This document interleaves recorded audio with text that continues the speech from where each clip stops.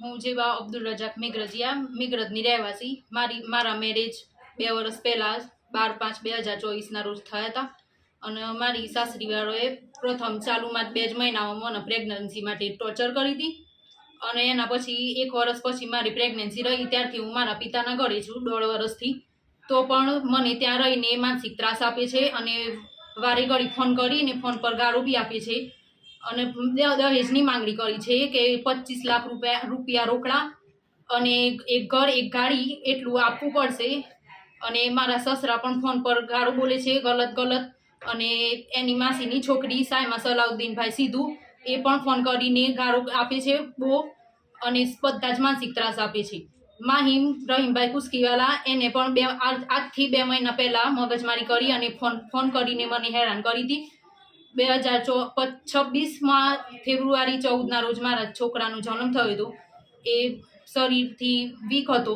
એના માટે અમને કોઈ ટ્રીટમેન્ટ કરવા બી નથી દીધી એમને ખર્ચો આપવો પડે એટલા માટે અને 4 જ દિવસ થયા ત્યારથી મારો દીકરા ઓફ થઈ ગયો અને એમને પોલીસ સ્ટેશનમાં જૂઠું એવું લખાયું હતું કે છોકરાને પેટીમાં મૂક્યો હતો પણ એવી કોઈ ટ્રીટમેન્ટ થઈ નથી અને કાલે રાતે મારા ઘરે આવીને પથ્થરમારો કર્યો તો ઘરમાં મારા પપ્પા કે મારો ભાઈ કોઈ હાજર નહોતું એકલી લેડીઝ જ હાજર હતી પથ્થરમારો કરીને મારા કપડાં પણ ફાડી આપ્યા હતા પછી મેં 112ને બોલાવી 112 આવી અને અમે પોલીસ સ્ટેશનમાં પણ અરજી કરી છે રહીમભાઈ અવજલભાઈ ચડી જે મારા સસરા છે એ પણ ફોન કરીને ગાળો બોલે છે અને વારંવાર ધમકીઓ આપે છે કે મારા છોકરાની બીજે શાદી કરાવી દઈશું અને કુલસુમબેન રહીમભાઈ ચડી જે મારી સાસુ એ પણ ફળીઓમાં ગાળો બોલીને અમને હેરાન કરે છે અને મારા પતિ ઇઝહારબા રહીમભાઈ ચડી જે એમનો ફૂલ સપોર્ટ કરે છે અને એમના તરફથી હેરાન કરવા માટે એ પણ હેરાન કરે છે ફોન કરીને કાલે આ બનાવ બન્યો તેમાં કોણ આવીને તમારો પથ્થરમારો કર્યો? એમની માસીના છોકરા ફેજલ ઇકબાલભાઈ ખેરાડા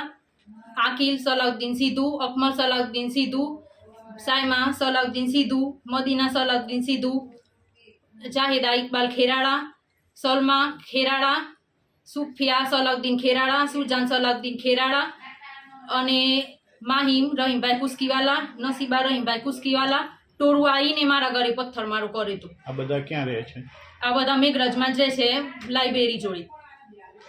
એમની જો તમે કોણ હતા ઘેરે આયા એ લોકો? એ ઘેર આયા ઘડી હું મારી મમ્મી મારી ભાભી અને હું અમે 3 જ હતા બાકી કોઈ જેન્ટ્સ ઘરમાં હાજર હતું નહીં. એટલે ઘરમાં આવી ગયા હતા? ઘરમાં આવી ગયા હતા પથ્થરમારો કર્યો અને મારઝૂડ બી કરી મારા સાથે અને મારા કપડાં પણ ફાડી આપ્યા એ લોકોને? હા. અચ્છા બોલો બીજું. મેં 112 બોલાવીને અરજી પણ આપી છે પોલીસ સ્ટેશનમાં પણ ફરિયાદ આપેલી છે અને આ મીડિયા દ્વારા હું અપેક્ષા રાખું છું કે મને ન્યાય મળે.